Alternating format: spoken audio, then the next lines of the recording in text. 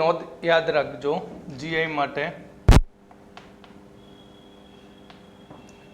8, 9 અને 10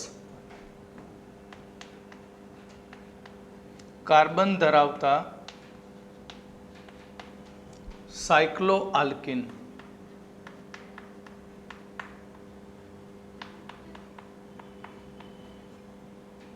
માં સમઘટકોની સ્થાયીતા અહીં સીસ સમઘટક ગ્રેટર દેન ટ્રાન્સ હોય છે. સીસ કરતાં ટ્રાન્સ સમઘટક એ વધુ સ્થાયી હોય છે. પરંતુ 11 કાર્બન ધરાવતા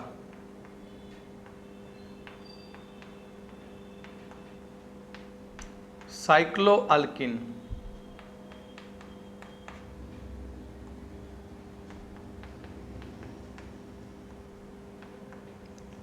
માં સ્થાયીતા ટ્રાન્સ ગ્રેટર દેન સીસ હોય છે. યાદ રાખજો, ખાસ નોંધ છે. તો હવે આપણે સી ડબલ બોન્ડ એન પ્રણાલીની અંદર જીઆઈ જોઈશું.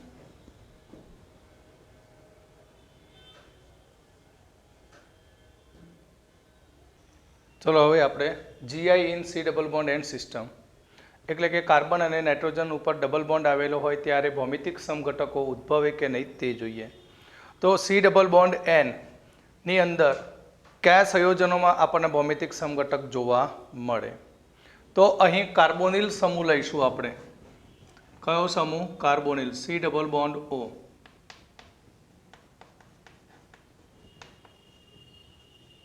કાર્બોનાઇલ સમૂહ. અને આ કાર્બોનાઇલ જે સમૂહ છે એ કાર્બોનાઇલ સમૂહની અંદર આલ્ડીહાઇડ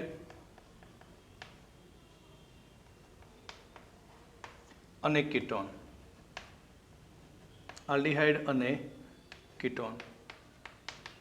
આ આલ્ડીહાઇડ અને કીટોનને હું એમોનિયાના વ્યુત્પન્નો સાથે પ્રક્રિયા કરું NH2Z. આલ્ડીહાઇડ અને કીટોનની એમોનિયાના વ્યુત્પન્નો સાથે પ્રક્રિયા કરું એસિડિક માધ્યમમાં. તો એસિડિક માધ્યમમાં પ્રક્રિયા કરીશ તો અહીંયાથી H2O દૂર થશે. શું દૂર થશે?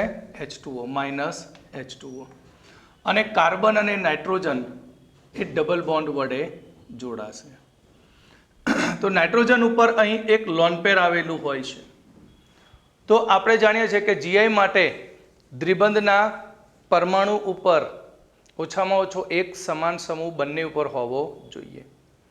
પણ અહીં નાઇટ્રોજન અને કાર્બન છે, જેમાં નાઇટ્રોજન અહીં જીઆઈ માટેની શરત પૂરી પાડે છે. કારણ કે નાઇટ્રોજન ઉપર લોન પેર છે અને લોન પેર એક સમૂહ તરીકે વર્તે છે અને ઝેડ એક સમૂહ છે. હવે શરત પૂરી પાડવાની જવાબદારી કોની છે? સીની. સી ઉપર અહીં જુદા જુદા ક્રિયાશીલ સમૂહ હોય તો આપણને ત્યાં જીઆઈ જોવા મળે. તો આપણે અહીં આલ્ડીહાઇડનો પ્રથમ સભ્ય લઈએ તો આલ્ડીહાઇડનો પ્રથમ નાનામાં નાનો સભ્ય છે formaldehyde. C double bond O. Formaldehyde. આ ફોર્માલ્ડીહાઇડની આપણે પ્રક્રિયા કરીએ H2NZ સાથે, તે પણ એસિડિક માધ્યમમાં. તો અહીં પાણી દૂર થશે. H CH double bond NZ. પણ કાર્બન ઉપર જોઈએ તો અહીં એક જ કાર્બન ઉપર 2 હાઇડ્રોજન પરમાણુ આવેલા છે, માટે આમાં જીઆઈ શક્ય નથી. ક્લિયર? આપણી શરત છે કે બંને કાર્બન ઉપર 2 સમૂહ જુદા જુદા હોવા જોઈએ. બીજું તો આના પછીનો આલ્ડીહાઇડ છે એસિટાલ્ડીહાઇડ. CH3 CH double bond O plus NH2Z અને આ H પ્લસ. તો અહીંયાથી પાણીનો અણુ શું થશે? દૂર થશે. તો અહીં CH3 H double bond N lone pair અને ઝેડ. તો હવે ડબલ બોન્ડના બંને કાર્બન અને નાઇટ્રોજન ઉપર જુદા જુદા સમૂહ આવેલા છે, માટે અહીં આપણને ભૌમિતિક સમઘટક મળશે. અને આની અંદરથી બે ભૌમિતિક સમઘટક મળશે. એક CH3H ડબલ બોન્ડ N અને Z અહીંયા મૂક્યો લોન પેર. તો જ્યારે હાઇડ્રોજન અને લોન પેર પરસ્પર વિરુદ્ધ દિશામાં હોય તો તેને સીન સમઘટક કહેવામાં આવે છે. સીસ અને ટ્રાન્સ નથી કહેવાતા, શું કહેવાય એને? સીન કહેવામાં આવે છે. તથા આ રીતે CH3H ડબલ બોન્ડ N અહીંયા લોન પેર અને આ Z. તો હાઇડ્રોજનની સામે લોન પેર આવે છે. હાઇડ્રોજનની સામે લોન પેર આવે તો તેને એન્ટી કહેવામાં આવે છે. તેને કયો સમઘટક કહેવામાં આવશે? એન્ટી સમઘટક કહેવામાં આવે છે. સેકન્ડ, આના પછી જોઈએ તો કીટોનનો ફર્સ્ટ સભ્ય છે CH3 C double bond O CH3. તો ફર્સ્ટ સભ્ય પ્રોપેનોન. હવે આ પ્રોપેનોનની હું H2NZ સાથે પ્રક્રિયા કરું એસિડિક માધ્યમમાં તો અહીંયાથી પાણી દૂર થશે, માટે CH3C CH3 double bond NZ. તો અહીં એક જ કાર્બન ઉપર બે મિથાઇલ ગ્રુપ આવેલા છે, માટે આમાં GI શક્ય નથી. હવે કીટોનની અંદર આપણે સેકન્ડ સભ્ય લઈએ એનો, તો CH3 CH2 C double bond O અને CH3.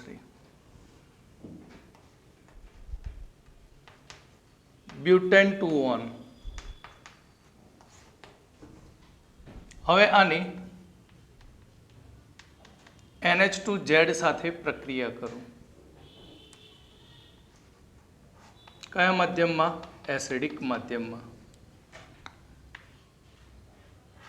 તો અહીંયાથી પાણી દૂર થશે, માટે CH3 CH2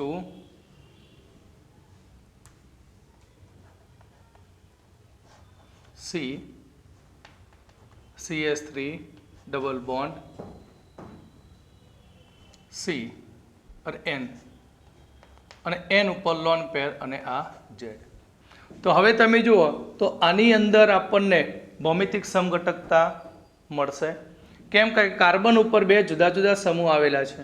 નાઇટ્રોજન ઓલરેડી એ પહેલાંથી GI માટેની જે શરત છે એ સ્વીકારવા એક્સેપ્ટ છે, માટે હવે આના બે સમઘટકો મળે.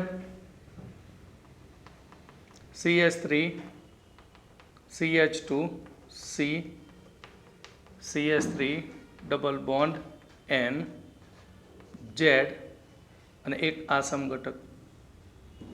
બીજો સમઘટક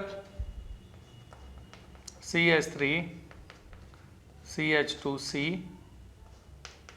CH3 ડબલ બોન્ડ N નીચે Z અને ઉપર આ રીતે બનશે. તો અહીં તમે સીન કે એન્ટી કહી શકતા નથી, માત્ર આ ભૌમિતિક સમઘટકો જ બને છે. જો તમારે આને સીન કે એન્ટી ગણવો હોય તો આ બંનેની રિસ્પેક્ટમાં અહીં લોન પેર સાથેનો સંબંધ મૂકવામાં આવે છે. ધારો કે હું મિથાઇલની સાથે લોન પેરને મૂકી દઉં તો આ સીન બનશે. સીન વિથ કોના રિસ્પેક્ટમાં? મિથાઇલના રિસ્પેક્ટમાં. તો આ મિથાઇલના રિસ્પેક્ટમાં એન્ટી બનશે.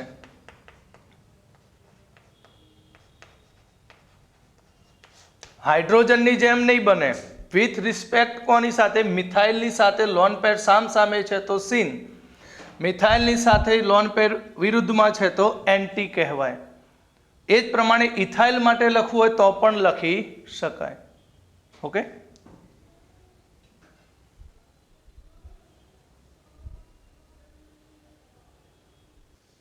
હવે આપણે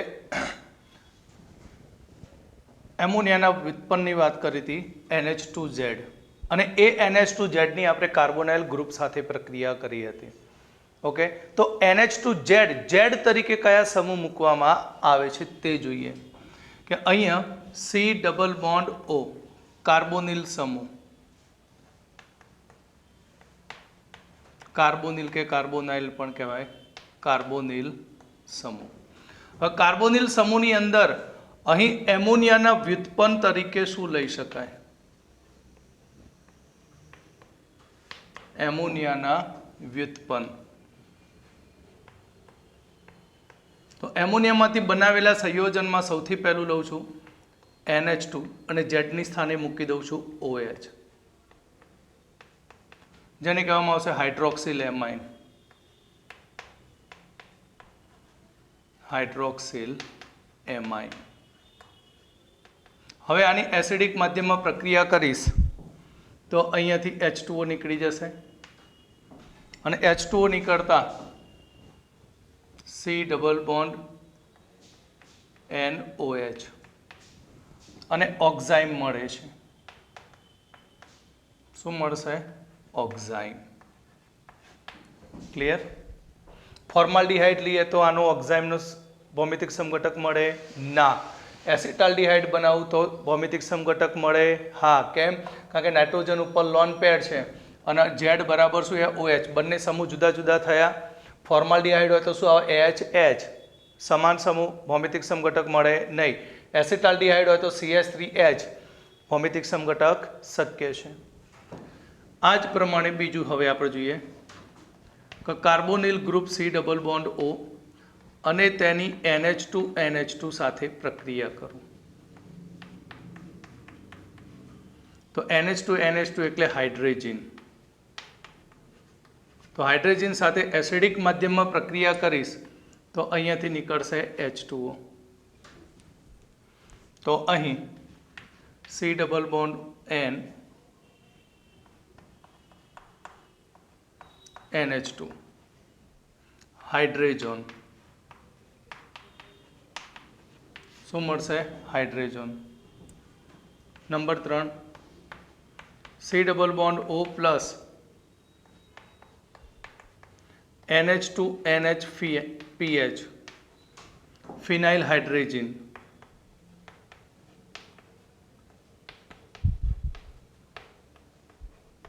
ફિનાઇલ હાઇડ્રોજન. હવે આની એસિડિક માધ્યમમાં કાર્બોનિલ ગ્રુપ સાથે પ્રક્રિયા કરો તો H2O દૂર થાય, માટે C double bond N NHPH. આની ઉપર લોન પેર છે એટલે આને કહેવામાં આવશે ફિનાઇલ hydrogen.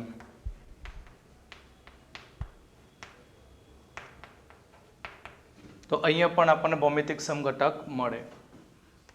Number 4 C double bond O plus NH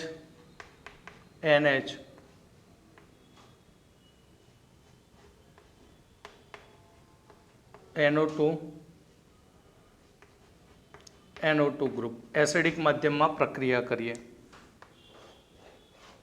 તો અહીંયાથી H2O નીકળી જશે. તો અહીં C double bond N NH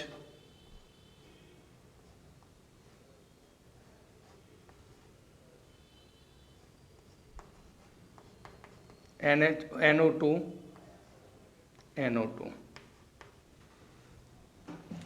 અહીં કાર્બોનાઇલ ગ્રુપની 2,4 ડાઇનાઇટ્રો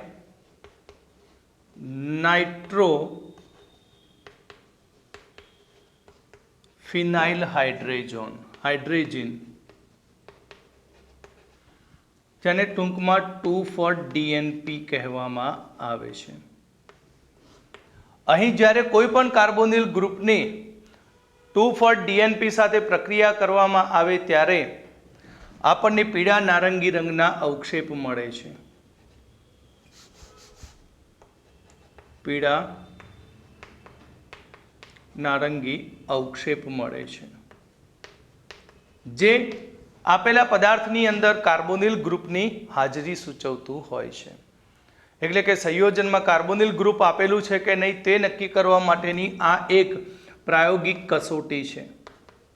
કાર્બોનિલ ગ્રુપ માટેની શું એ પ્રાયોગિક કસોટી છે. નંબર 5, આને નામ આપવું હોય તો શું આપી શકાય? 2,4,6 ડાયફિનાઇલ હાઇડ્રેજોન કહેવાય. C double bond O plus NH2 NH C double bond O NH2.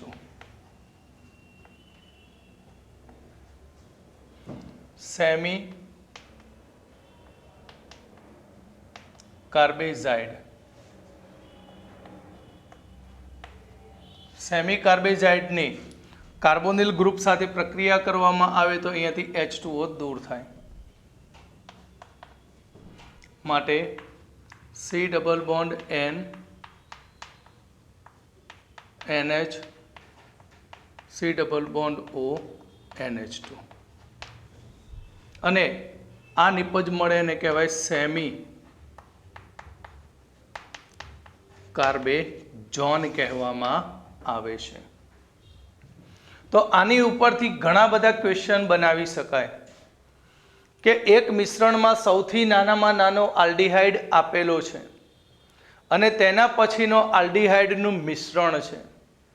એક મિશ્રણમાં નાનામાં નાનો આલ્ડીહાઇડ અને તેના પછીના આલ્ડીહાઇડને વધુ પ્રમાણમાં હાઇડ્રોક્સિલ એમાઇન સાથે પ્રક્રિયા કરતા કેટલા ઓક્ઝાઇમ મળે? ક્લિયર? તો આ રીતે એક MCQ પૂછી શકાય. તો અહીં આપણે ક્વેશ્ચન લખી દઈએ. ક્વેશ્ચન આ પ્રમાણે છે કે મિશ્રણમાં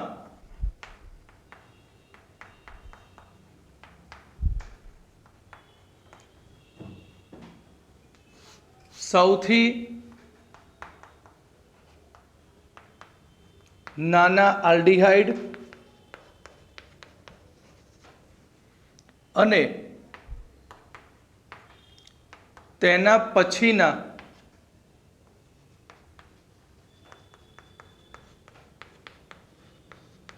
આલ્ડીહાઇડની વધુ પ્રમાણમાં હાઇડ્રોક્સિલ એમાઇન સાથે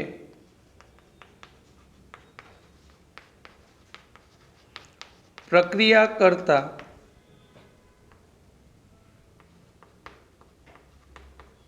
કેટલા ઓક્ઝાઇમ મળે છે? ક્લિયર? તો આપણે બાજુમાં જોઈશું આ આન્સર આનો.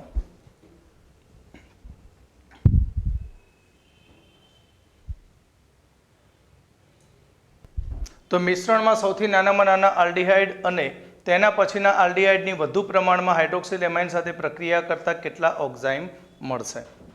તો અહીં મિશ્રણ આપીએ. મિશ્રણની અંદર સૌથી નાનામાં નાનો આલ્ડીહાઇડ એટલે કયો? ફોર્માલ્ડીહાઇડ. કયો નાનામાં નાનો આલ્ડીહાઇડ? એટલે ફોર્માલ્ડીહાઇડ. એનું IUPAC નામ છે મિથેનાલ. અને તેના પછીનો આલ્ડીહાઇડ એટલે કે એસિટાલ્ડીહાઇડ. C double bond O. તેના પછીનો આલ્ડીહાઇડ એટલે એસિટાલ્ડીહાઇડ.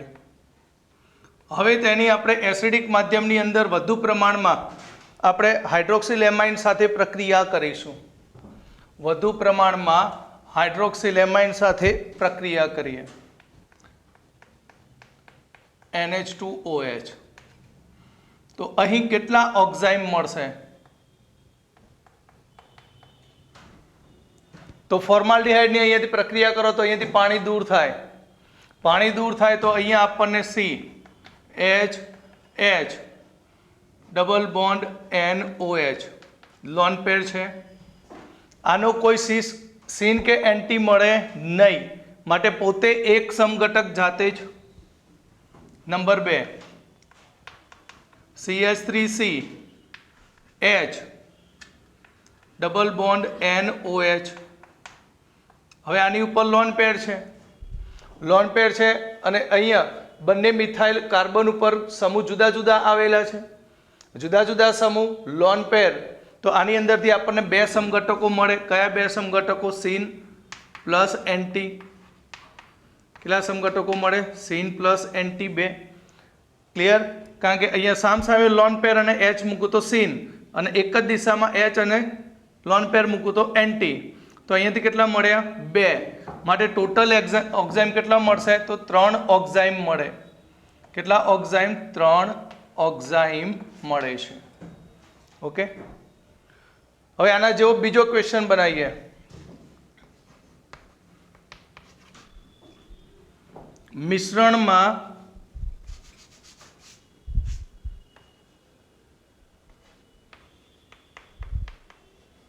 મિશ્રણમાં સૌથી નાના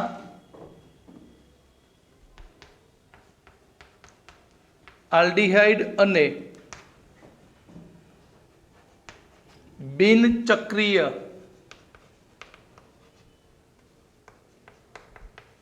સૌથી નાના કીટોન પછીના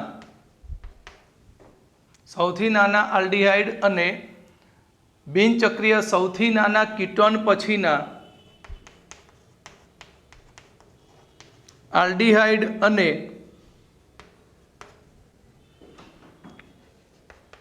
કીટોનની વધુ પ્રમાણમાં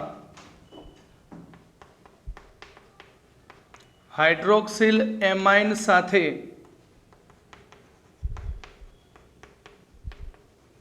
પ્રક્રિયા કરતા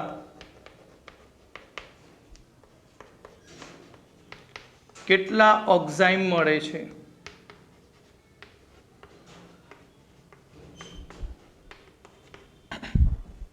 મિશ્રણમાં સૌથી નાનામાં નાનો આલ્ડીહાઇડ અને બિનચક્રીય સૌથી નાનામાં નાનો કીટોન આપેલો છે, અને તેમના પછીના આલ્ડીહાઇડ અને કીટોન ની આપણે વધુ પ્રમાણમાં હાઇડ્રોક્સિલ એમાઇન સાથે પ્રક્રિયા કરવામાં આવે તો કેટલા ઓક્ઝાઇમ મળે? તો આપણે એ જોઈ લઈએ હવે. ને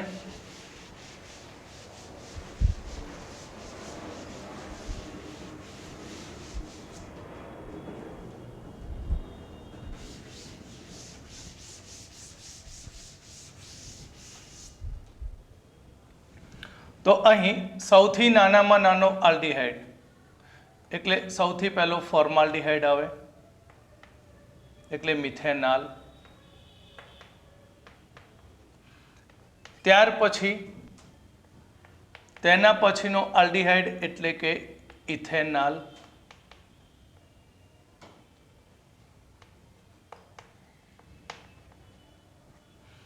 હવે કહે છે બિનચક્રીય સૌથી નાનામાં નાનો કીટોન. તો બિનચક્રીય સૌથી નાનામાં નાનું કીટોન એટલે કે પ્રોપેનોન પ્લસ તેના પછીનો કીટોન તો CH3 CH2 double bond O CH3. હવે આ ચાર પદાર્થોના મિશ્રણમાં વધુ પ્રમાણમાં હાઇડ્રોક્સિલ એમાઇન ઉમેરવામાં આવે છે NH2OH. તો ટોટલ કેટલા ઓક્ઝાઇમ મળે? જો અહીંયા તો આપણે જોઈ લીધું કે આની અંદરથી ઓક્ઝાઇમ એક જ મળે, કારણ કે સીન અને એન્ટી મળતો નથી. આની અંદરથી આપણને બે ઓક્ઝાઇમ મળે. કયા? Scene plus anti. આની અંદર જુઓ તો બંને કાર્બન ઉપર કેટલા મિથાઇલ ગ્રુપ છે? 2. માટે આનો આપણને એક જ ઓક્ઝાઇમ મળશે. તથા આની પ્રક્રિયા કરીએ તો અહીંયાથી આપણને 2 ઓક્ઝાઇમ મળશે. કયા 2? Scene plus anti. એટલે અહીં આપણને ટોટલ કેટલા ઓક્ઝાઇમ મળશે? તો ટોટલ 6 ઓક્ઝાઇમ મળે છે. ટોટલ કેટલા ઓક્ઝાઇમ મળશે? તો 6 ઓક્ઝાઇમ મળે છે.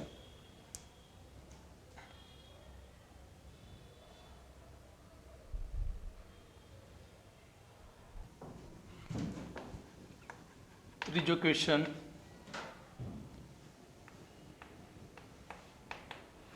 બ્યુટેનડાયલ ની વધુ પ્રમાણમાં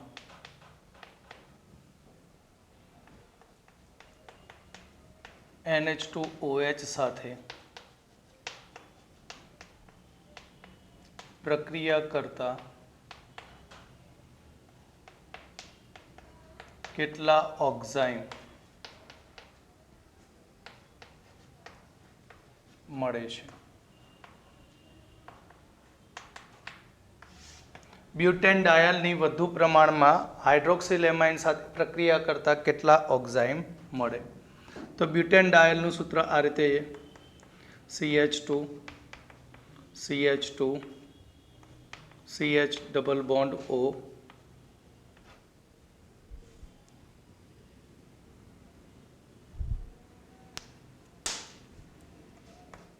CH ડબલ બોન્ડ O. હવે બ્યુટેનડાયલની વધુ પ્રમાણમાં NH2OH સાથે પ્રક્રિયા કરું તો અહીંયાથી પાણી નીકળશે અને અહીંયાથી આ નીકળે અહીંયાથી, તો પ્રોડક્ટ આપણને આ રીતે મળશે: CH2 CH2 CH double bond NOH CH double bond NOH. તો કેટલા પ્રકારની નિપજ મળે? કેટલા ઓક્ઝાઇમ મળશે આમાંથી? તો આની અંદર આપણે શક્યતાઓ જોઈએ. આ H આ H, બંને H નીચે મૂકી દો અને બંનેના લોન પેર ક્યાં રાખું? ઉપર. તો લોન પેર H સીન બને, લોન પેર H સીન, એટલે એક ઓક્ઝાઇમ કયા પ્રકારનો બને? તો એક ઓક્ઝાઇમ મને સીન સીન પ્રકારનો મળશે, ઉપર નીચે સીન સીન. બીજી શક્યતા, લોન પેર નીચે મૂકી દો, H પણ નીચે મૂકું તો લોન પેર H એક જ બાજુમાં, અહીંયા પણ લોન પેર H એક જ બાજુમાં. તો ત્રીજો સમઘટક મને એન્ટી એન્ટી મળે. કયો મળશે? Anti anti. હવે શક્યતા શું? અહીંયા ઉપર રાખું લોન પેર અને H નીચે, તો કયો બન્યો? સીન. પણ અહીંયા હું નીચે રાખું બંનેને તો એન્ટી બને, એટલે અહીંયા એક સીન એન્ટી. તો આમ આપણને 3 ઓક્ઝાઇમ મળશે. કેટલા ઓક્ઝાઇમ? 3. જોઈ લઈએ એના બંધારણો. CH2 CH double bond N, H નીચે, લોન પેર ઉપર, OH, સીન બન્યો. CH2 H double bond N, lone pair ઉપર, OH. તો આ સીન સીન. બીજું CH2 CH2CH N, lone pair નીચે, OH આ રીતે, CH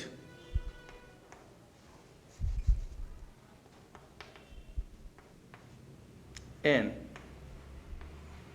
લોન પેર અને OH ઉપર. તો બે લોન પેર H સામ સામે આવ્યા તો એન્ટી એન્ટી બને.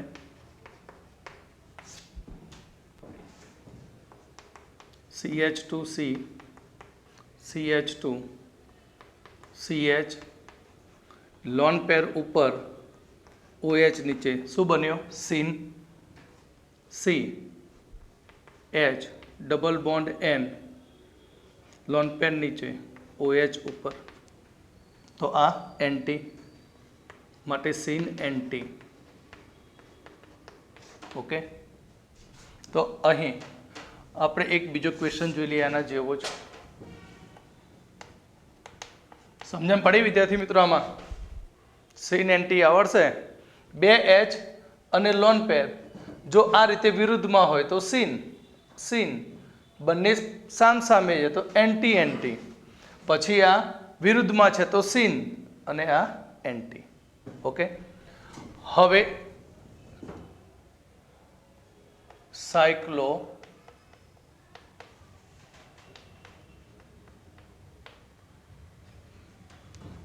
સાયક્લોહેક્ઝેન ટ્રાયોન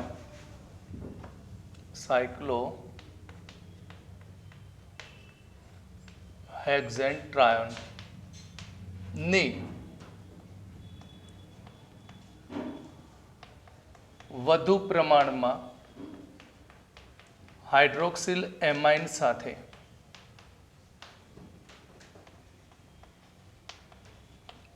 પ્રક્રિયા કરતા કેટલા ઓક્ઝાઇમ મળે?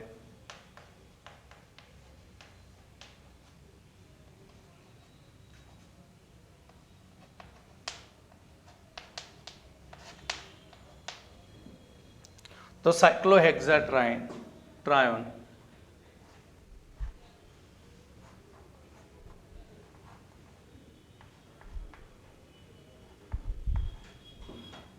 હવે આની વધુ પ્રમાણમાં NH2OH સાથે પ્રક્રિયા કરું તો આમાંથી મને કેટલા ઓક્ઝાઇમ મળે? એટલે અહીં આપણી આ જે પ્રોડક્ટ છે એને આ રીતે લખી શકાય, double bond NOH, double bond NOH, double bond NOH. Okay, હવે આને કેવી રીતે ગોઠવીએ તો આપણને ભૌમિતિક સમઘટક મળે. તો આના માટે આપણે શું કરવું પડે? બંધારણ દોરીને એને ઉપરથી આમ જોવું પડે, ઉપરથી આમ નજર કરવાની બંધારણ ઉપર. લોન પેર બધા જમણી બાજુમાં મૂકી દો આ રીતે, OH આ બાજુ, લોન પેર આ બાજુ. તો લોન પેર જે બાજુ મૂક્યું એ જ રીતે નીચે લોન પેર મૂકું, આ બાજુ લોન પેર મૂકું, તો બધા એક જ પ્રકારની લોન પેર ગોઠવણી થઈ. જમણી તો બધા જમણી બાજુમાં જ લોન પેર, ઉપરથી નજર કરવાની. અને ઉપરથી નજર કરતાં જો બધા લોન પેર જમણી બાજુમાં દેખાતા હોય તો એક જ પ્રકારનો સમઘટક બને. તો હવે મારે ઓરિએન્ટેશન બદલવું પડે ભૌમિતિક સમઘટક મેળવવો હોય તો હું શું કરું? નીચેના બંનેની દિશા જમણી બાજુમાં જ રાખું લોન પેરની, પણ ઉપરનાની દિશા ફેરવી દઉં તો મને વિરુદ્ધ દિશાવાળો મળી જાય. એટલે ઓક્ઝાઇમ કેટલા મળશે? અહીંયા 2. કેટલા ઓક્ઝાઇમ મળે? 2. કેવી રીતે? તો એ આપણે બાજુની અંદર બંધારણ દોરીએ.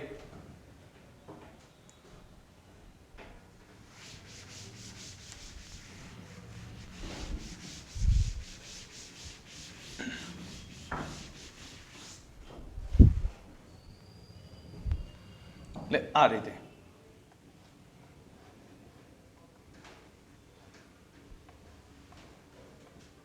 એન લોન પેર મેં અહીંયા મૂક્યું અને અહીંયા મૂક્યો OH, double bond N OH, double bond N OH. Okay, હવે હું એકનું સ્થાન બદલી દઉં.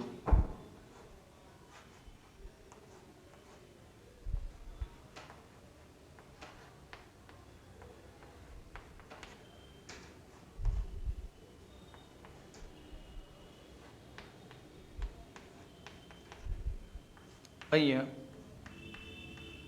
OH ડબલ બોન્ડ કરી દો, અરે અહીંયા લોન પેર. તો અહીંયા મને આના 2 ઓક્ઝાઇમ મળશે. કેટલા ઓક્ઝાઇમ? 2. એટલે અહીંયાથી ઘણા બધા પ્રશ્ન બની શકે. આપણે તો માત્ર શું લીધું હતું? હાઇડ્રોક્સિલ એમાઇન, પણ એના પછી હતું હાઇડ્રેજિન, ફિનાઇલ હાઇડ્રેજિન, 2,4-ડાયનાઇટ્રોફિનાઇલ હાઇડ્રેજોન, સેમિકાર્બેઝાઇડ. તો આ તો ઘણા બધા પ્રશ્નો બને. પણ આ એક નમૂનો બનાવીને આપ્યા તમને પ્રશ્નો, બરાબર. તો આના ઉપરનો હવે આને આધારિત કોઈ પણ પ્રશ્ન પૂછાય તો તમને આવડવો જોઈએ. ક્લિયર? હવે આપણે ત્રીજી સિસ્ટમ જોઈશું, GI in N double bond N. GI in N double bond N system. તો N ડબલ બોન્ડ N સિસ્ટમની અંદર આપણે ભૌમિતિક સમઘટક જોઈશું. તો અહીં number 1 azo alkene, azo alkane, sorry, azo alkane જેનું સૂત્ર છે R2N2. તો R2N2 નું આપણે બંધારણ બનાવીએ તો N double bond N R R. તો અહીં નાઇટ્રોજન ઉપર શું હોય? એક લોન પેર હોય. નાઇટ્રોજન ઉપર શું આવેલું? એક લોન પેર. તો બે લોન પેર હું એક જ દિશામાં મૂકી દઉં. લોન પેર શું કરું? એક જ દિશામાં મૂકી દઉં. તો આને કહેવાય સીન. અને N double bond N R R અને આની ઉપર લોન પેર મૂકું તો શું બની જશે? એન્ટી. એટલે એજો આલ્કેનના બે ભૌમિતિક સમઘટક મળે, સીન અને એન્ટી. આ જ પ્રમાણે એજોમિથેન, એજોમિથેન. તો એજોમિથેનની સૂત્ર શું થશે? Me2N2.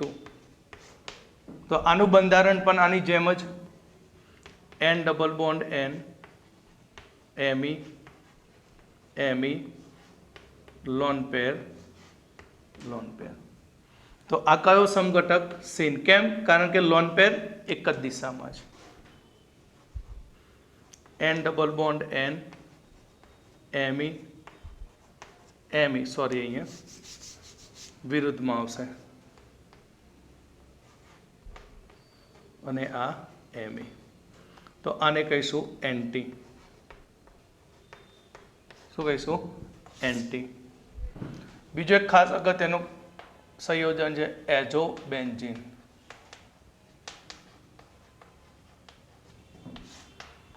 જેનું સૂત્ર એ PH2N2. તો એજો બેન્ઝીનના પણ આપણને કેટલા સમઘટકો મળશે? બે. કયા બે? તો N double bond N PH PH lone pair lone pair. તો આ બનશે syn. N double bond N PH PH lone pair lone pair. તો એન્ટી. તો આ થયું GI in N double bond N. Azo alkane, azo methane અને azo બેન્ઝીનમાં આ રીતે ભૌમિતિક સમઘટકો મળે.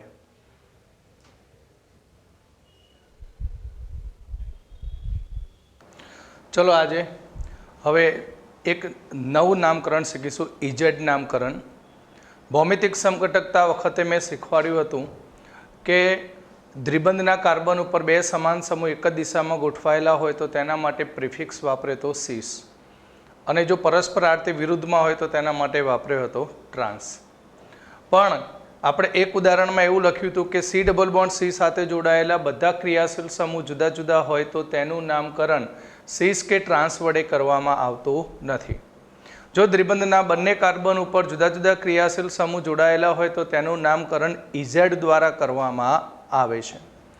તો અહીંયા આપણે ઇઝેડ નામકરણ શીખીશું.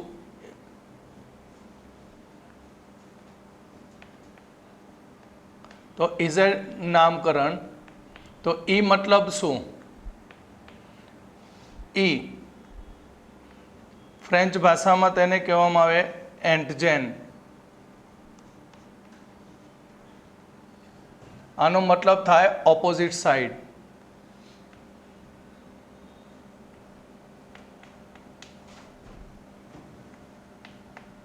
ઓપોઝિટ સાઈડ એટલે કે વિરુદ્ધ દિશામાં અથવા વિરુદ્ધ બાજુમાં.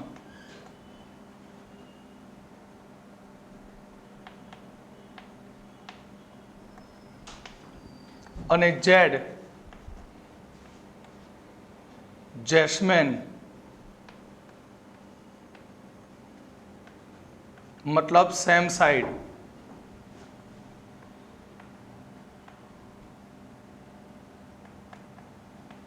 એટલે કે એક જ બાજુ.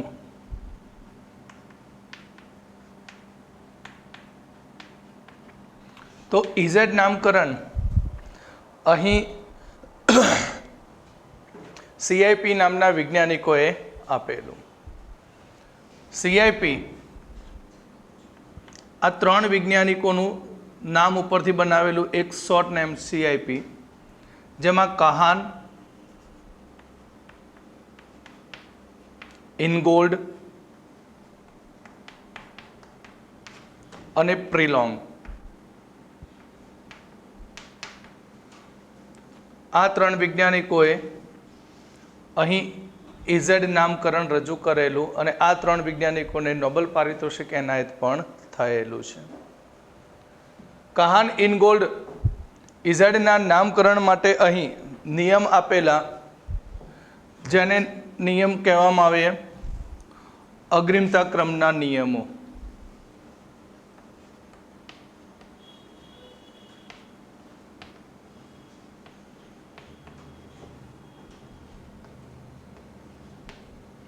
તો કહાન, ઇનગોલ્ડ અને પ્રિલોંગ નામના વૈજ્ઞાનિકે દર્શાવ્યું કે દ્વિબંધ સાથે જોડાયેલા દ્વિબંધના બંને કાર્બન પર રહેલા ક્રિયાશીલ સમૂહો જે છે એ બંને ક્રિયાશીલ સમૂહોના સૌથી પહેલાં અગ્રિમતા ક્રમ નક્કી કરો. લેફ્ટ સાઈડના પહેલા બે નંબર કોણ મળે છે, પહેલો બીજો નંબર, એ જ પ્રમાણે રાઈટ સાઈડમાં પહેલો બીજો નંબર કોને મળે છે એ નક્કી કરો. અને પછી બંનેના અગ્રિમતા ક્રમ નક્કી થયા પછી એનું નામકરણ કરો. ફરીથી દ્વિબંધના બંને કાર્બનના અગ્રિમતા ક્રમ આપવાનો, કોણ સિનિયર કોણ જુનિયર આ બાજુ, એ જ પ્રમાણે રાઈટ સાઈડમાં કોણ જુનિયર કોણ સિનિયર નક્કી કરી દો. અને સિનિયર ઉપરથી નક્કી કરવાનું ઈ અને ઝેડ. જો અહીં બંને સિનિયર એક જ બાજુમાં હોય દ્વિબંધ ઉપર, ધારો કે ઉપરની સાઈડે બે સિનિયર હોય અથવા બે સિનિયર નીચેની સાઈડે હોય, તો તેને આપણે કહીશું ઝેડ. ક્લિયર? પરંતુ જો બંને સિનિયર આ સાઈડ આ રીતે ઓપોઝિટમાં હોય તો તેને આપણે કહીશું ઈ. ક્લિયર? તો આના માટે નિયમો આપેલા, એની અંદર ફર્સ્ટ નિયમ છે કે દ્વિબંધના કાર્બન સાથે જોડાયેલા બે સમૂહના પ્રથમ પરમાણુનો પરમાણ્વીય ક્રમાંક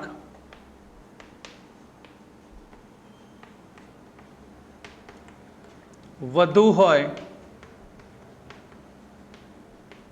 તો તેને પ્રથમ અગ્રિમતા આપો.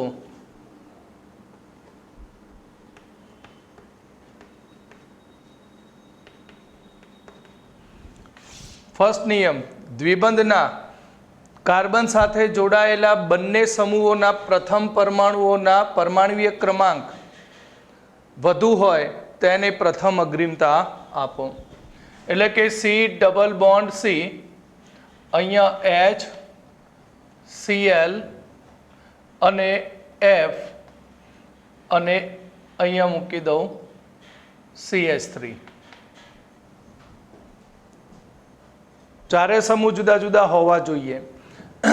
તો આપણે લેફ્ટ સાઈડમાં પહેલું જોઈએ, હાઇડ્રોજનનો પરમાણ્વીય ક્રમાંક કેટલો છે? તો હાઇડ્રોજનનો પરમાણ્વીય ક્રમાંક 1 છે. Cl નો પરમાણ્વીય ક્રમાંક 17. માટે સિનિયર કોણ? Cl. Cl શું બને? સિનિયર, પહેલી અગ્રિમતા. હવે અહીં આપણે જોઈએ તો ડાયરેક્ટ કોણ છે? F first. અહીંયા કોણ છે? CH3. તો આનો સી ફર્સ્ટ સભ્ય, આનો પરમાણ્વીય ક્રમાંક કાર્બનનો 6 અને આનો પરમાણ્વીય ક્રમાંક 9. ક્લિયર? માટે આ સિનિયર બની ગયો. આ કાર્બનનો સિનિયર કોણ? Cl. આ કાર્બનનો સિનિયર કોણ? F. અને બંને જુઓ તો કઈ દિશામાં, સેમ સાઈડમાં, નીચેની તરફ, માટે આને કહીશું આપણે ઝેડ. શું કહીશું? આ સમઘટકને ઝેડ કહેવામાં આવે છે. શું કહીશું આને? ઝેડ. ક્લિયર? ફર્સ્ટ નિયમ ખબર પડી ગઈ. હવે સેકન્ડ, દ્વિબંધના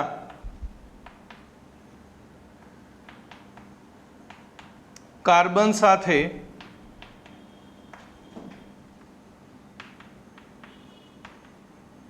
જોડાયેલા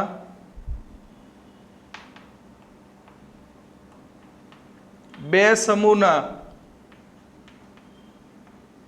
પ્રથમ પરમાણુઓ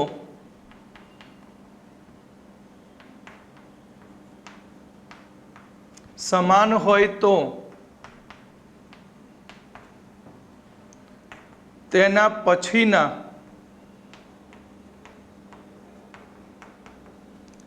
પરમાણુઓના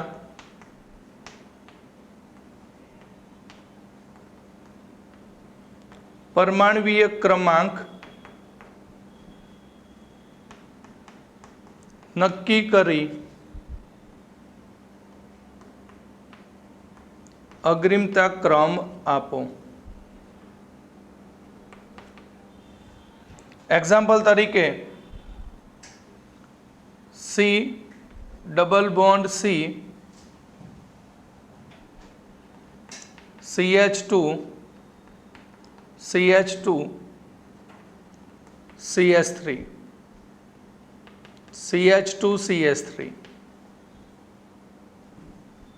અહીંયા મૂકી દઈએ H, અહીંયા CH3. ઓકે, તો આપણે સૌથી પહેલા લેફ્ટ સાઈડનું જોઈ લઈએ. તો લેફ્ટ સાઈડના દ્વિબંધના કાર્બન ઉપર ફર્સ્ટ સભ્ય કોણ છે? કાર્બન સમૂહનો પરમાણ્વીય ક્રમાંક 6. અહીંયા જોઈએ તો ફર્સ્ટ કોણ છે? હાઇડ્રોજન, પરમાણ્વીય ક્રમાંક 1. માટે અહીં આ કાર્બનનો સિનિયર કોણ બન્યો? CH3. હવે આ બાજુના કાર્બન ઉપર જોઈએ તો આ બાજુના કાર્બન ઉપર હવે કોને સિનિયર ગણવો? તો કહેવામાં આવે છે કે ફર્સ્ટ સભ્ય સરખા હોય તો તેના પછીનો સભ્ય જુઓ, અને એ પણ સરખા હોય તો તેના પછીનો સભ્યનો પરમાણ્વીય ક્રમાંક ગણવાનો. કેવી રીતે? તો જો અહીંયા આપણે મૂકી દઈએ અહીંયા double bond C H CH3. ચલો આ તો સિનિયર થઈ ગયો. આમાં ડબલ બોન્ડ સી. હવે આ કાર્બન ઉપર કેટલા H? 2. 1 અને આ 2 H. બીજો કાર્બન તેના ઉપર પણ 2 H. ત્રીજો કાર્બન તો તેના ઉપર 3 H. ઓકે, હવે અહીં આ કાર્બન ઉપર કેટલા H?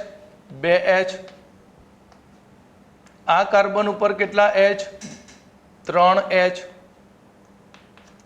ક્લિયર? તો હવે તમે જુઓ તો ફર્સ્ટ કાર્બન બંનેમાં સરખો છે, કેન્સલ.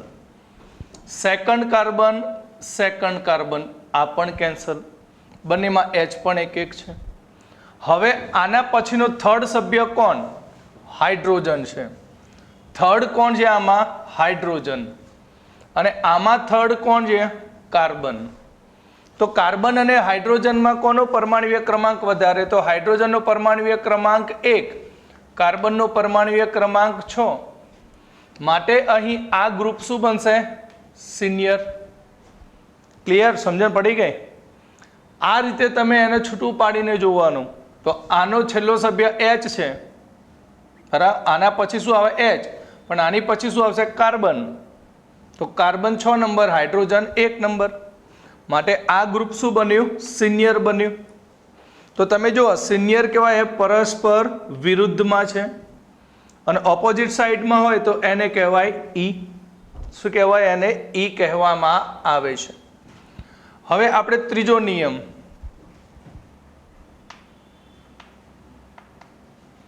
દ્વિબંધના કાર્બન સાથે જોડાયેલા બે સમૂહમાં જો દ્વિબંધ કે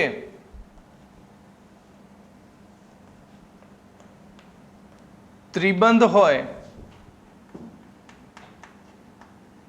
તો તેના દ્વિબંધ કે ત્રિબંધને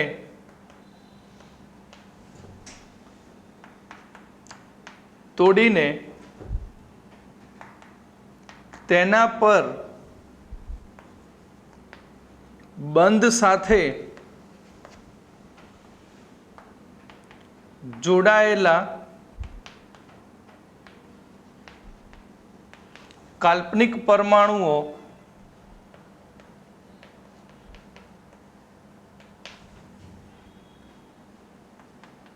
મૂકીને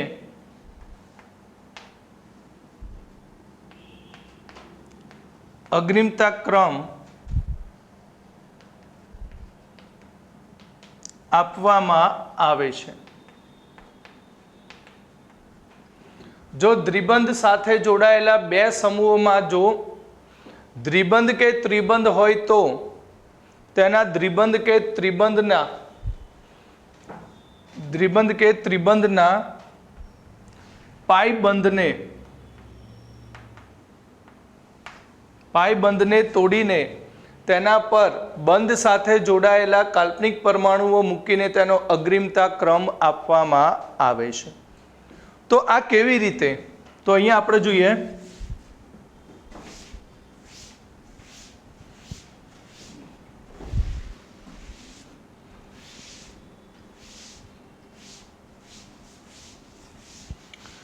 તો ત્રીજા નિયમને આપણે સમજવા માટે જોઈએ તો અહીં એક્ઝામ્પલ તરીકે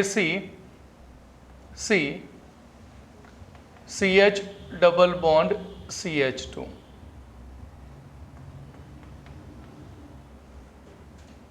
અહીંયા C ટ્રિપલ બોન્ડ N અને અહીંયા મૂકી દઉં HCH3. ઓકે, તો આપણને અહીં લેફ્ટ સાઈડથી તો મળી ગયો સિનિયર.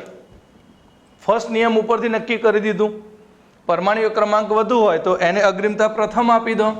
તો આનો પરમાણુ ક્રમાંક 6, આનો પરમાણુ ક્રમાંક 1, એટલે આને મળી ગયો નંબર 1 સિનિયર આની અંદર. આ બંનેમાં કોણ સિનિયર જુનિયર બને? તો આ બંનેમાં સિનિયર જુનિયર નક્કી કરવા માટે જુઓ કે અહીં CH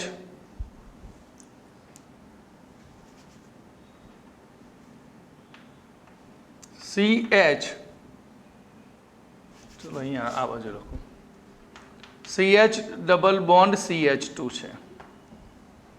ઓકે, તો આ કાર્બન સાથે ડબલ બોન્ડથી જોડાયેલો છે. તો આ પાયબંધને હું શું કરીશ? તોડી નાખીશ અને તોડી નાખીને એ કાર્બન ઉપર ફરીથી એક કાર્બન જોડાયેલો એ રીતે કલ્પના કરીશ.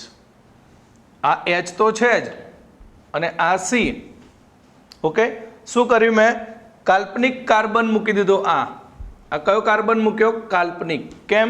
કારણ કે બંધ તોડી નાખ્યો છે અને આ કાર્બન આની કાર્બન સાથે જ જોડાયેલો છે. માટે બીજા કોઈ બહારથી આયાત કરીને નવો પરમાણુ નથી મૂકવાનો. જે દ્વિબંધમાં જોડાયેલો છે એ દ્વિબંધનો જ કાર્બન અહીંયા કાલ્પનિક મૂકી દીધો. તો આ કાર્બન કેટલા કાર્બન સાથે જોડાયો કહેવાય? 2. તો આ કાર્બન પણ કેટલા કાર્બન સાથે જોડાય? 2. એ હવે આના કાલ્પનિક કાર્બન સાથે જોડાય, આગળનો જે છે એ, અને એની ઉપર આ 2H. ઓકે, હવે આપણે લઈએ CN, C triple bond N. તો C ટ્રિપલ બોન્ડ N ની અંદર હવે તમે જુઓ તો કાર્બન નાઇટ્રોજન વચ્ચે ત્રિબંધ છે. જો કાર્બન નાઇટ્રોજન વચ્ચે ત્રિબંધ આવેલો હોય તો અહીં હું 2 પાયબંધ તોડી નાખું. આનો મતલબ કે કાર્બન સાથે કેટલા નાઇટ્રોજન જોડાય? 3 નાઇટ્રોજન જોડાય. કેટલા જોડી શકાય? 3. કેમ? કારણ કે આ N એક જોડાયેલો છે અને 2 બંધના, માટે સૂત્ર શું બને? C અને 2 N આવશે. આ N અને આ N કાલ્પનિક છે અને આ ઓરિજિનલ N જે બંધ સાથે હતો તે. પણ આ N પણ હવે કેટલા કાર્બન સાથે જોડાય? તો આ N પણ હવે બીજા 3 કાર્બન સાથે જોડાય તો આ 1 અને આ 1 થઈ ગયા એના 3. કેમ? કારણ કે 1 પોતે જોડાયેલો છે. સમજણ પડી?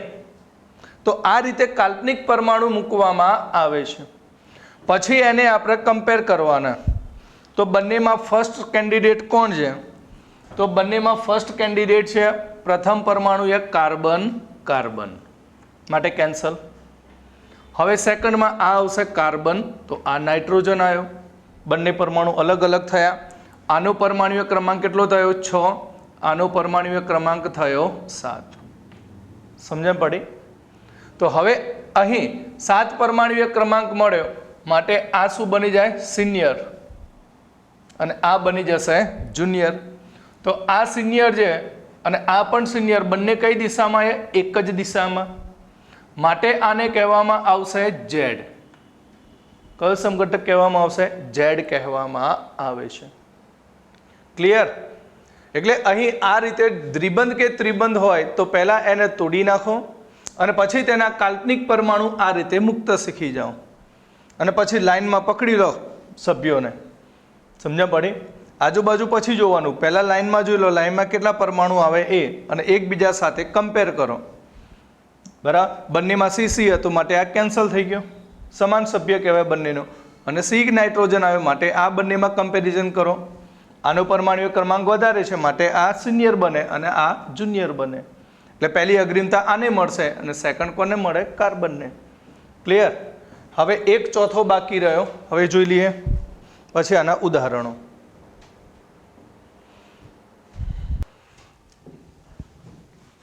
ચલો નંબર 4 નિયમ. હવે શું કહે છે કે દ્વિબંધના 2 કાર્બન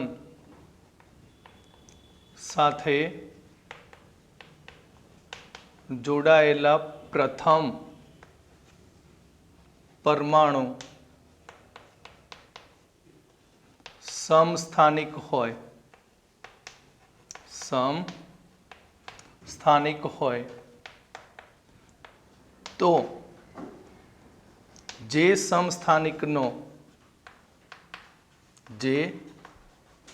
સમસ્થાનિકનો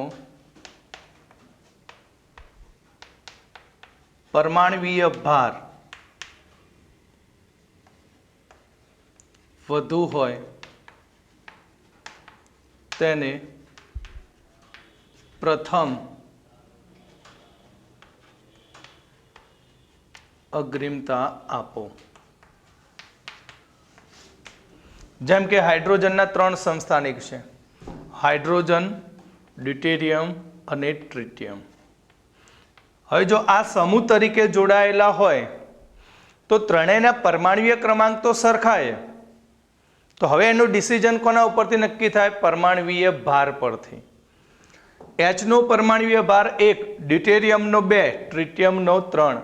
માટે સૌથી પહેલી અગ્રિમતા ટ્રિટિયમને મળે, પછી ડ્યુટેરિયમ અને સૌથી છેલ્લી હાઇડ્રોજનને મળે.